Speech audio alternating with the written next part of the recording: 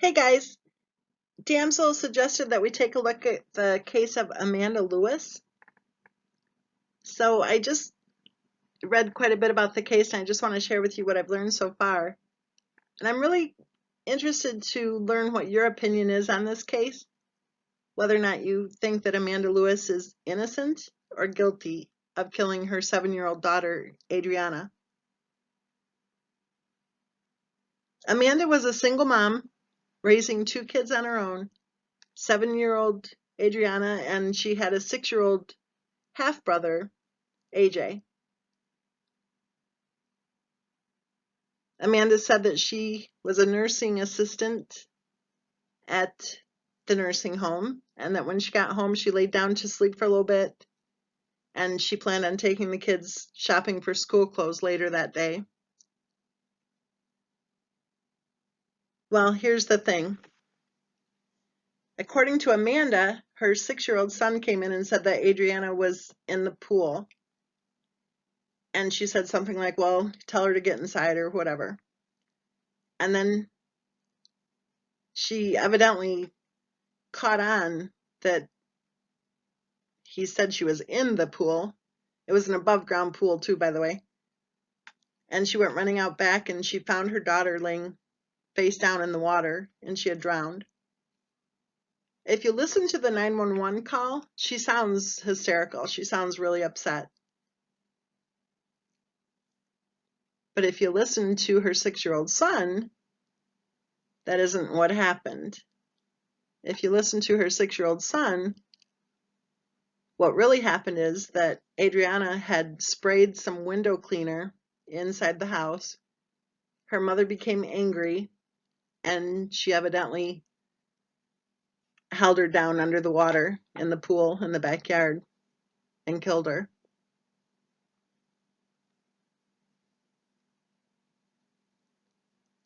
Amanda actually passed a lie detector test. So a lot of people think she's innocent. And she refused a plea deal that would have meant that she served just 10 years in prison. She refused it. She said no. And that also, I think, serves to make a lot of people think that she's probably innocent. But I don't know. She had a 4-day trial. And in just 2 hours of deliberations, the jury found her guilty of murder, and she was sentenced to life in prison without parole. This case is really sad, especially when you watch Adriana's little brother testify in court at his mother's trial. What a sweet little boy. Oh my goodness. He sat right up there on the stand, and when he would answer questions, he would say, yes, sir, or no, sir. Very polite, well-spoken. And it's interesting, too, because one of the experts that was interviewed said something to the effect of Adriana's little brother being developmentally delayed, I think is the term they used, saying that he was more of like a 4.5-year-old, developmentally speaking, than the 7-year-old that he was at the time of the trial. I don't know. I thought he seemed very articulate, actually. A lot of the naysayers about her guilty verdict also say that he changed his stories so many times. They're claiming that there were 13 different versions of the story, whether or not he was in the tree or playing around the tree, whether or not he saw this or that. And they point to one example specifically that I thought was interesting because they asked the little boy if his sister was inside the pool or outside the pool.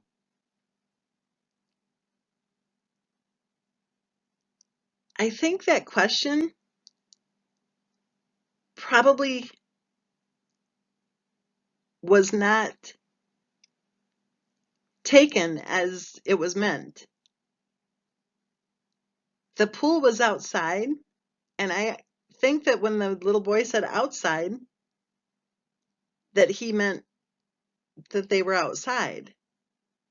I don't think he connected with the question. So those are the types of examples I listened to and thought, nah, so what? So what?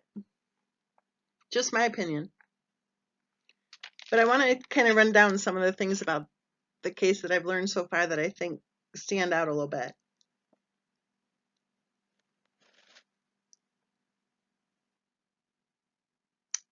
When the investigators went to the house, well, I'll back up. At the time of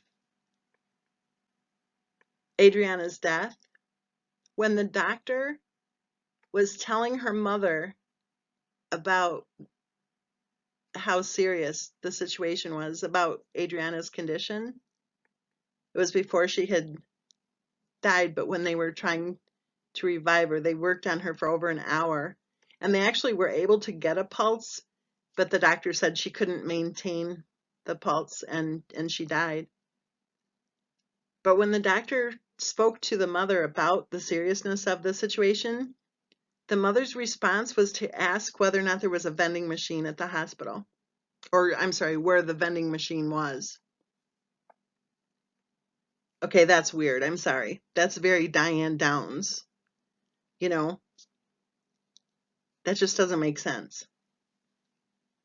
And then the same doctor said that when she told her that little Adriana had died, that it seemed like the mother just didn't have any emotion at all.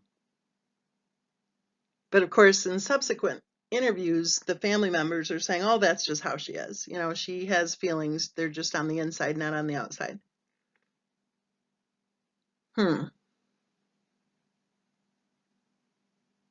So, when the investigators got to the house, they said that the children's rooms were just in terrible shape. And one thing they noticed was there were no toys for the children. So they asked Adriana's mother about that, and she said, well, yeah, they have toys, but she took them away, and the kids weren't getting their toys back until they cleaned their bedrooms. So the investigators said, okay, well, where are the toys? And the mother said, well, they're in the shed. But they weren't in the shed. There were no toys. So that's kind of weird, too, to have a 6-year-old and a 7-year-old and no toys. The 911 call, when Adriana's mom called for help, she really did sound hysterical. She sounded devastated. Actually, that 911 call is pretty believable. So I can see how there are people saying that they think she's innocent. And, you know, she passed the lie detector test too, so I guess I can see why there are a lot of people who think that she's innocent. And she refused the plea deal. They offered her a 10-year prison term, and she refused to accept that plea deal. The trial was really sad when the little brother testified. He didn't recognize his mom, and he was 7 years old at the trial. He was 6 years old when his sister was killed. And it had been just, I think, 6 months since he had seen his mom last. And when they pointed her out to him, he started to cry, and it was just so sad. Oh my gosh. The prosecutor said later that when that happened, that one of the jurors actually broke down crying.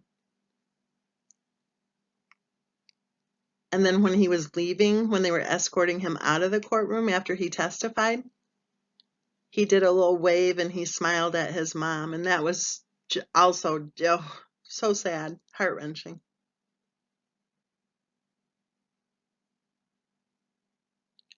A couple of other things that kind of stand out. At the time when the emergency responders showed up at the house, they figured that the little girl had fallen in the pool, hit her head, and drowned. it was kind of like case closed, right? It was an accident. But the little brother, within a day, said that his mother had drowned his sister. And then when the police interviewed the little brother, he showed them with his own hand over his face what he had seen. Now, some people in the family are accusing, the mother's name is Amanda Lewis, they're accusing Amanda's stepfather of having coached the little brother, right? Because he had given him a ride and he was alone with him for like 15 minutes the day that little Adriana was killed. So they're saying that he must have coached him into saying that because he didn't like Amanda Lewis. And when they interviewed the stepfather, Amanda Lewis's stepfather, he did say some really bad things about Amanda Lewis. You can tell that he was not pleased with her at all. And one of the things that kind of stood out that he said was that Amanda didn't feed her children. They were hungry a lot. Sometimes it would be way after dark before they'd even get any food. And that really bothered the stepfather. But he sounds pretty believable when he says he did not coach the child to say anything. That, according to him, the child said that his mommy had drowned his sister. And then he went forward, with that information. And then the police interviewed the little boy.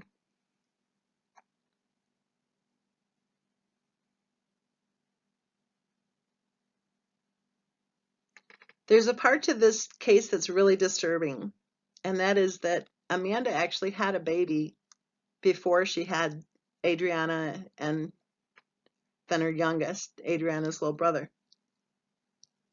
She had a baby named Alex who died when he was 16 months old. His autopsy stated that he died because of a seizure.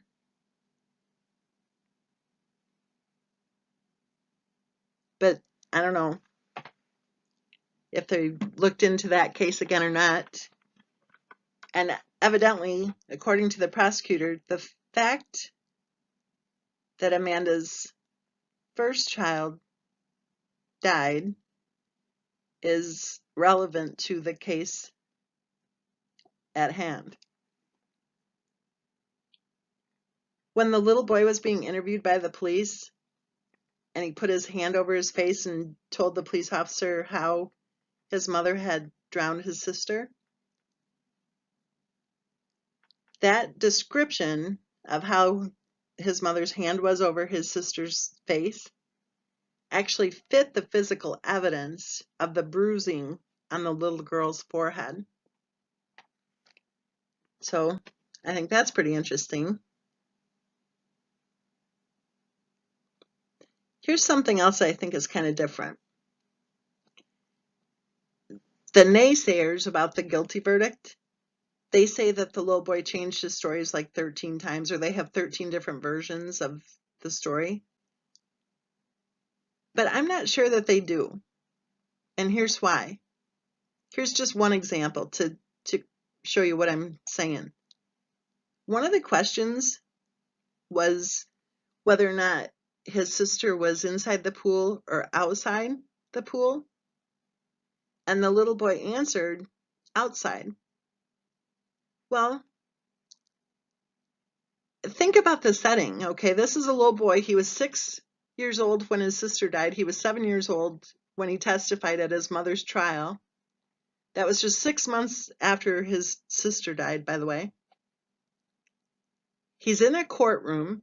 All of these big people are standing there staring at him, right? Asking him questions. And then one of the questions is, was she inside or outside? I think it's pretty fair to say that he may have been thinking outside as in outside, as opposed to, I don't know, I just think the question was a little bit faulty. Inside the pool or outside the pool? I get what was being asked, but this little boy had already suffered through a lot of trauma, and probably even testifying at his mother's trial was somewhat traumatic for him too. that I think the question was just a little bit faulty, like I said, because I think when he said outside, he was thinking that they were outside. That's just my opinion, for what that's worth. Couple of other things. The mother describes the children so differently from each other. She's like glowing almost about her son, how he's so content and so quiet. And then when she talks about her daughter, and keep in mind, this is her daughter who drowned, then she says, oh, she had ADHD. She was, she compared her to herself. It was kind of different. But she was evidently hyper. She was always trouble to try to get her to clean her room or to do her homework. It sounds like there was an issue going on there between mom and daughter. And the mom even says that she didn't bond with her when she was a baby. She served, I guess, in the reserves. I'm not sure. But she served in the armed forces, and she had to leave the baby when Adriana was, I think, like 5 or 6 weeks old. I think for a few months. And so she discussed how the two of them hadn't bonded properly. That was kind of interesting too. So let's see if there's anything else here. I took just a couple of notes to see. Oh, the deliberations. It was a 4-day trial, and the jury deliberated for just 2 hours. And that just seems a very short time for a 4-day trial. I mean, that's a lot of information to sift through, right? But at the same time, just the parts of the trial that I've seen so far, I think I could probably think pretty quickly in 2 hours too. In case you can't tell, I think she is guilty, but I understand why a lot of people think she is not guilty.